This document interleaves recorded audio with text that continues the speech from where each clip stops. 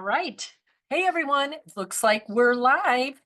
Lori Swanson here, CEO of Inspire Tech and the founder of Career Alchemy Academy. You will see my screen is a little bit different today because I will be holding a free webinar called Stop People Pleasing, Start Prioritizing You on April 29th at 3:30 Central Time. This QR code will take you to the registration page. Like I said, it's free. It's for you know, women in their careers who feel like they have said yes when they meant no, said maybe when they meant no. Um, and we're going to look at all the ways that people pleasing shows up. So it will show up in subtle ways as well as, ways that are apparent to you. And also strategies to help you to become stronger at setting boundaries and saying what you really mean. So that's coming up April 29th. So go ahead and register. Tell all your women in tech friends to register. It's one of the ways that we can become more powerful in our careers and lives, for sure. We can create more space in our day, more energy. I mean, there's all kinds of benefits to stopping the people-pleasing behaviors and prioritizing yourself. So that's what's coming up. But as usual, I come here with some sort of topic, something that I want to pass on, usually coming out of my blog. And so it is from this month's blog or this week's blog called Your Career Success is a Sales Journey, Whether You Like It or Not. So that's what I'm going to talk about today. I want to show you the parallel between someone who's in sales and how you will want to co-opt some of those behaviors so that you can be more successful on a job search, advancing your career, or in any sort of negotiation you might have, either negotiating an offer or negotiating a pay raise in your current job or negotiating a title increase. All of these things are really places where you need to show your value, which is what sales is, and then get alignment and consensus that, in fact, what you're asking for, the sale that you're asking for, the outcome that you're asking for, that we're all in agreement that yes, this is the thing to do, right? So, and how this all came about is recently someone had asked me. They know my success in sales, both starting as a recruiter and moving into software sales, and now using everything I know to help me to build this Career Alchemy Academy and my private coaching business. Again, no shame in sales. There's I think a little bit of that um, used car salesperson thoughts around what sales is. I believe that that's holding us back from that belief or that thought that sales is icky or manipulative in any sort of way. And I'm not saying that there aren't some bad actors out there. There is in every industry, in every career path, but sales in and of itself, where you are essentially helping someone solve a problem through what you do, and that you show them how you can help them. So for me, for example, I work with women who are in a male dominated field. They're in tech or connected to tech in some ways. They're tech recruiters, tech salespeople, and I help them to increase their visibility, get clear on where they want to take their career, look for ways in which they can create more space and joy and less hustle in their lives, so they can be more present to all of it, to their career, to their their employer, their colleagues, their team, and their lives, right? And these are some of those problems that I can help solve because I'm I'm a coach, because I've helped lots of people navigate through job searches as well as advance their careers, and because I've lived it. You know, I built this my third business. I know what it means to be unbalanced. I know what it means to be balanced. I know what it means to hustle to exhaustion, and I know what it means to hustle to job well done satisfaction. Two different things, right? So, and because of my experience, my wisdom, that comes with just living a life, I now have an opportunity to help make that a little bit easier for other people. And I really, and you know, that's what um, the sales is. It's the activation of an agreement of some sort between people where we get alignment and consensus that yes, what I do, how I can help will help you. And so it isn't yucky or smarmy or manipulative. It's none of those things in its best form. So people have asked me, you've been really, really successful in sales. How did that happen? And I want to share today 4 things that I think might be a little different than what you might normally hear, or a different way of saying what you might normally hear from successful sales reps, uh, that I think might land a little more, especially as you start to get more comfortable with the idea that you are actually on a sales journey if you're in a job search or in your career at any point in time. Like I just said, the advancement, the negotiations that happen all the time, those are all sales pursuits. So before I get into the 4 steps, though, I wanted to talk about the as I was building my success in sales. And again, I think that these 3 things that were happening happen whether you're in a traditional tech sales role, or if you are moving your career along, advancing your career from, an individual contributor who's, just started the job, to moving up the chain of um, career opportunities. In that process, I think that you will see that this has also probably happened to you.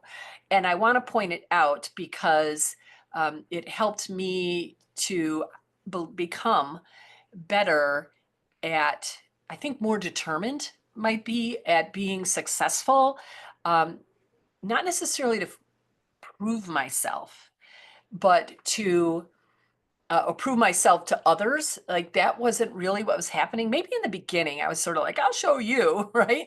But then it became part of who I was. Like this is, this is what I want to do. So what might happen as you become more successful, and this is, I think, again, these 3 things that were happening to me can also be things that you might anticipate in your career happening. And then what I call success intolerance. We might subconsciously block some success because of what's happening. So the first one wouldn't block your success. The first thing that was happening is that people celebrated me in my success. And you know who those people are. Those were my good friends, my family, of course, my best friend Dave, my husband. They celebrated my success. They were excited for me. But then we also had those people who, and ironically, because I didn't know today was National Unicorn Day, but when I found that out, I put on my unicorn necklace. I don't know if you can see it very well, but this is my unicorn with my emerald eye, and it's National Unicorn Day. And when I started to be successful, people around me, essentially other salespeople, decided that I was a unicorn, right? They assumed that I was naturally born, had just naturally born salesperson, or that there was some unfair edge I was getting either from my boss playing favoritism, or I must have gotten the best territory, or, the timing of something, all of those things that, were not true, by the way. We all had the same training, we all had the same boss. We did have different territories, but I've sold in territory in Hawaii and Alaska, like my territories, I never thought to blame my territory for why I wasn't getting sales. And I think that that's part of that whole thing is if you look to someone else who's successful and decide that they've got something either unfairly or just naturally born with it, that gives you a reason to kind of let yourself off the hook from figuring out perhaps what you might be able to do differently to create your own success, no matter your territory, no matter your boss, no matter your age, no matter your education, you know, that if you decide to give your power away to someone else by saying that they're either just naturally better at it or have some sort of unfair edge, you are actually giving up responsibility. And so, of course, the results that you're getting will, if you're not taking charge of your results, but instead saying someone else just happens to have better results for other reasons that are just not you, then, of course, you're not going to get the results that the other person is getting. And so it wasn't that I was lucky. I just was doing the work, right? The third thing they would do, so first they'd celebrate me. Second, they would decide that there was some, special unicorn out there, that I was some special unicorn. And the third thing is that they would cut me down. So, like I'd walk into the office space and they would, all of a sudden be making lunch plans of which I was not invited. So they would exclude me, or there would be some gossip to the same effect of, of course, she's got the best territory. The boss really likes her, so he's always helping her, get open doors and things. And if my boss helped me open doors, it's because I asked, not because he just went and did it. And they could have asked too, by the way. So maybe I have a little bit of something still going on there like that. But again, that they were making my time at work very uncomfortable, because it's hard to walk into your work and have people excluding you, gossiping about you, dismissing your success as, through favoritism or just, luck. And so, what I decided was that I was not going to let that stop me. And it sort of stuck with me, the idea that these such talented people who had real opportunities to create their own success would rather spend their energies tearing me down than propping themselves up in some way, or thinking different thoughts about themselves and their possibilities for success. It really showed me that, that behavior, that being envious or jealous of someone else in any way in my career, instead of looking to them with respect and admiration and what could I learn from them, that I would waste time and energy in trying to tear them down just to boost myself up, my self-esteem up, just seemed like a total waste. So those were the things that were happening that, like I said, being celebrated, of course, helped to build my belief in myself that I was actually good at this.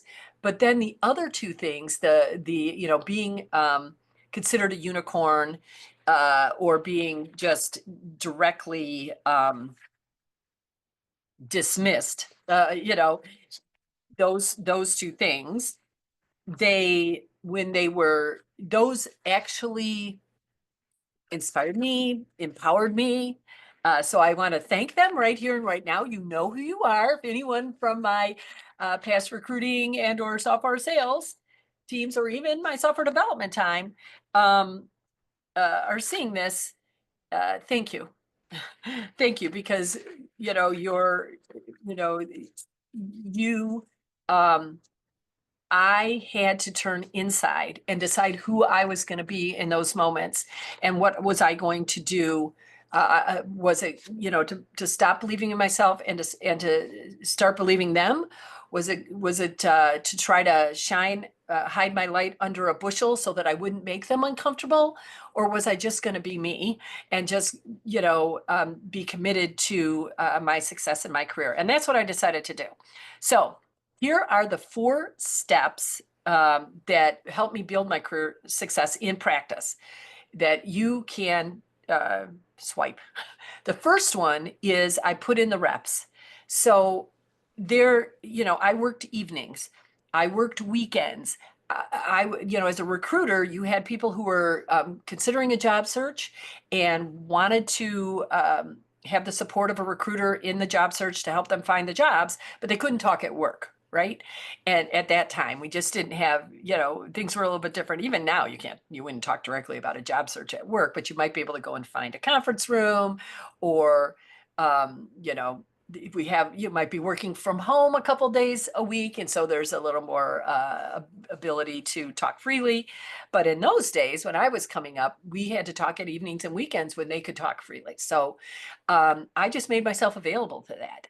And also, my clients may at the last minute need to reschedule an interview. And I'm like, okay, I watched other recruiters rolling their eyes and sighing and being frustrated with all of that. And I was just like, okay, whatever we need to do, we'll do it. But that's sort of step number 2, which is flexibility and adaptability. But step number 1, putting in the reps, being willing to work the hours. And I will say that, and I've talked about this, that those, even though you might think, oh my gosh, you were working all these hours, that's not balance. That's, over hustling and burnout, except I didn't feel burnt out. There's a real difference. You can, if you're working a lot of hours and putting in a lot of time for the wrong reasons, you're going to burn out. And those reasons might be trying to please your boss. I go right back to that people pleasing. A lot of times we're people pleasing that is causing us to do this extra work and take on an extra workload, say yes when we mean, we really want to say no, going to after hours events, even though we'd rather go home and spend time with our family. And as we more and more don't prioritize ourselves, we're going to feel exhausted. But for me, I was energized by this. And that's the difference. It isn't about time. It's about how it makes you feel and how it energizes. So that's step number 1. Step number 2 was flexibility and adaptability related. But if it was the late night calls or the weekends, I was willing to put in those reps. I was willing to adapt to the people who are on a job search, to the hours where they could talk freely. And I also was able to, if the client was going to change the interview times and I had to reschedule 4 different people, I would do that. It was just, I saw it as part of the job. And I always thought to myself, this is one step closer to this person getting interviewed and potentially getting the job of their dreams. Right? So whatever I need to do to make this easier for my client and for the person interviewing, I will figure that out so that they can talk and decide if this is, a good fit. I always remove myself out. I was doing the work, right? But I always remove myself out of the why of it, that this is, I never thought of it as a burden, because I have this, and this is, I think, probably, I called it flexibility and adaptability in the blog, but it's sort of this higher vision sales technique of, there's a bigger why here. And for me, it was, this person is miserable in their current job, or this person has been unemployed for 3 months and is starting to really wonder how they're going to pay their mortgage, and their family is feeling the nerves, and it's causing, and if I can be the person that helps alleviate that, I don't care how many times I got to reschedule the interview. I don't care how many late night calls and weekend calls I have to take, right? That was a sense of purpose for me.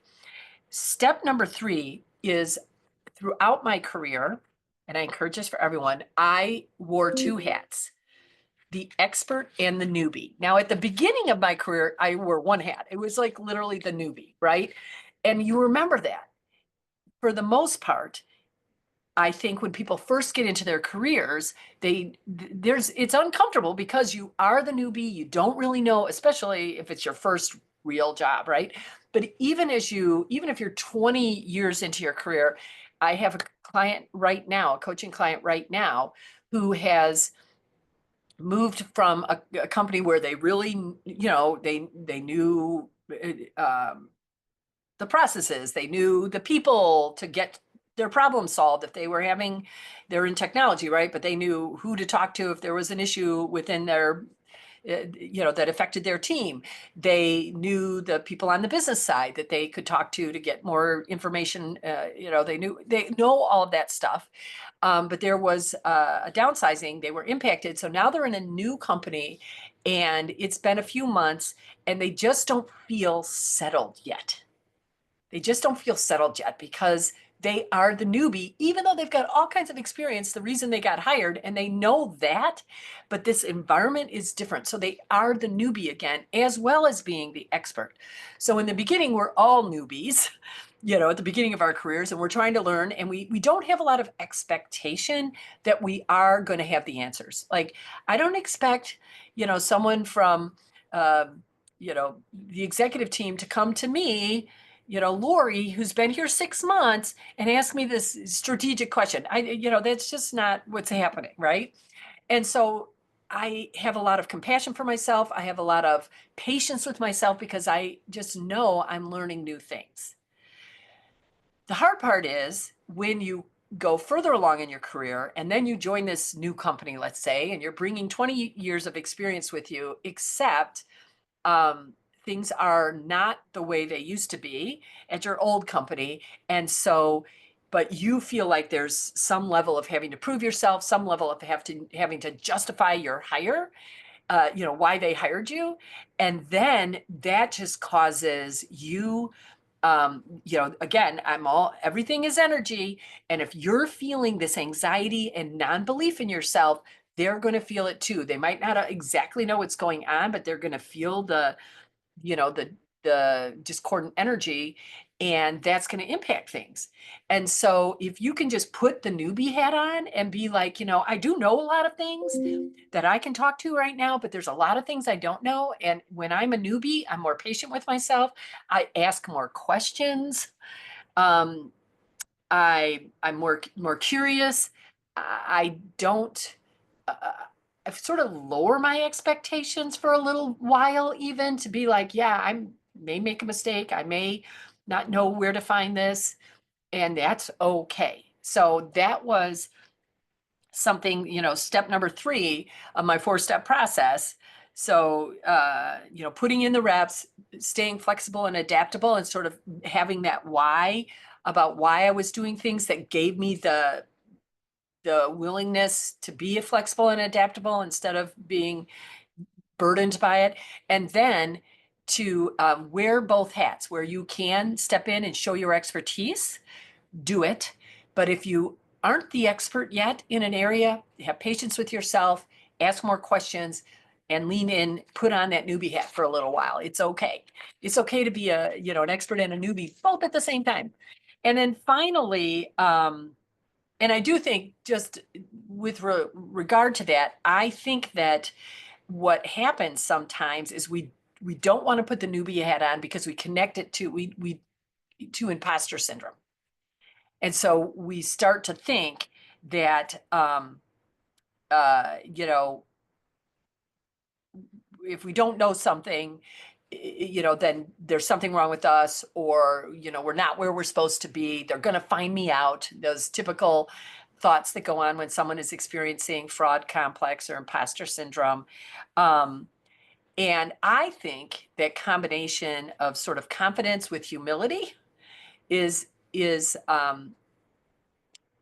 that humility part being sort of, I'm feeling a little imposter syndrome, and that's okay because that's where my newbie hat comes on.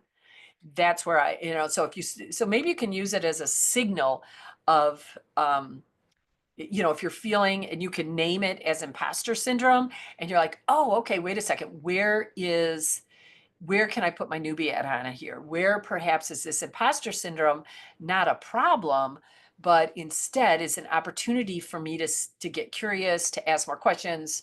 I keep repeating myself, right? But to get curious, to ask more questions, to lean into the newness of this, to again call on your compassion for yourself and be okay with not knowing. It's hard sometimes.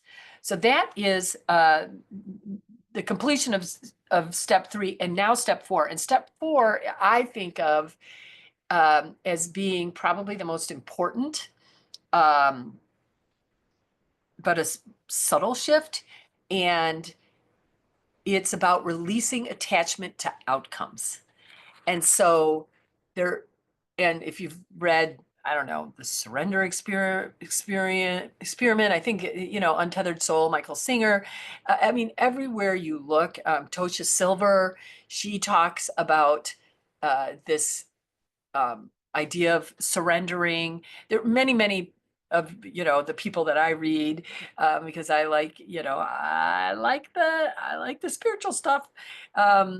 I like the miracle stuff, but I think there are tools that are super, super useful. And one of them is the not be attached to the outcome, to be in, instead of being like thinking about how you want things to, the outcomes that you want. And there is some benefit. I'm not saying I'm a firm believer in setting a vision and having intention. I think Oprah says intention is the most important thing. And I would never disagree with Oprah. Yeah. I think intention could be the most important thing, but equally important is detaching from the outcome. So I learned this when I got certified in the passion test. The leader there, Janet Atwood, had this beautiful phrase of, you want to intention, attention, no tension. So set your intention, pay attention to it, do what you know to do, but have no tension, no attachment to what might come out of it, because what might come out of it might be totally different than what you originally expected. And if you're attached to what you originally expected, you're going to just make things more difficult for yourself. You're going to not, you could be really like defending rigidly why you think something should be happening a certain way. And so if you can, set your intention, do what you know to do, pay attention to the achievement of your goal or that outcome that you want, but then make an intention to also have no tension, to have no attachment to the process, and be more in the creative response to what wants to happen. I mean, can't you just feel that? Like that whatever the next step is will be shown to me. I'll take that step. I'll like work with my magic of my mind and that left brain that's so analytical and process and loves to plan. And I'll work with that, but I'll also remember that there's this imagination out here and this creativity and curiosity that can be part of this process. That is, if I'm very fixed on where I'm going, the creative side of me just isn't given the airtime that I think it should have as we go through life. So I talk about in sales and in job search, setting up these goals, like I said, these intentions. So I would set up goals. I would definitely have activity goals, how many calls I'm going to make, for that day, or, I try to beat the day before, like, oh, I made this many calls. Let's see if we can beat that number today. Or I would challenge myself to ask one more question instead of moving to the end of the conversation, or if it sounded like the conversation was starting to end, it would be uncomfortable to ask another question. And I would say, do the uncomfortable today. Find a place to do at least one thing that's uncomfortable in these conversations that you're having with people. Ask a question and not one that I planned, but being in the moment again. And when that curious question comes into my head, I'll be like, hey, I'm curious.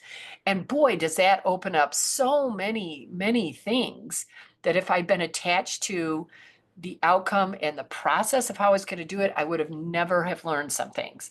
So, and I know in some ways for the successful salespeople out there, this is a little bit of 101 in a way, being an open listener and really, hearing the needs of the client.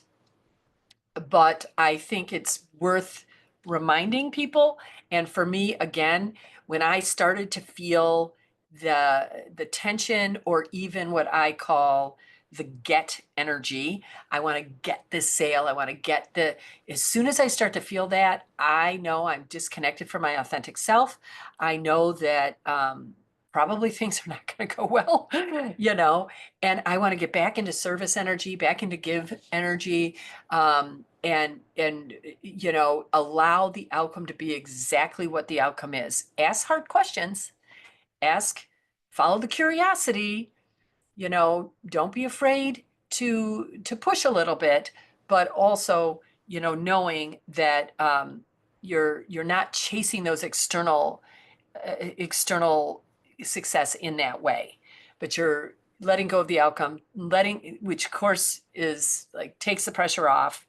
And what I found is that as I become more relaxed and more authentic in that I want what's best, the outcome, the only attachment I have is that it's the outcome for the best and highest good for all.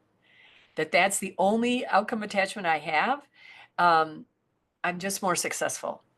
And I'm successful even if I didn't get what might be, the sale. I didn't get the offer, but in the process of being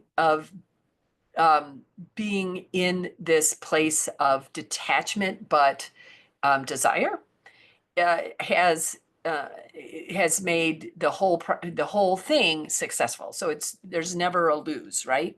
Plus, there's other stuff too that we can do. We talk about inside Career Alchemy Academy, where there's we find the gold in the dross. I heard my coach call it failure gold, and I totally agree that there is, but that's changing how you think about the word failure. That there never really is a failure, that there never really is a mistake if you find the gold in there. And so that can help you detach from the outcome, because like no matter how this goes, it's a win for me, because I'm going to learn something about myself. I'm going to become better at asking for things. I'm going to become better at understanding the other person's perspective, and again, better at aligning and getting consensus that this makes sense to move forward in this direction, whatever that direction is. So that's the three things at the beginning that I talked about that sort of impacted my approach to my career success and this sales journey. And you can see how each one of those are super relevant if you're on a job search, in a negotiation, or trying to get on a glamour project, negotiate your way into there, a pay raise, a title increase. You can see how when you put in the reps, do the work, make sure you're keeping track of all of that, and you're showing your value in your performance appraisals and in emails and things like that, and other ways too. We talk about that inside Career Alchemy Academy. How can you show your value better?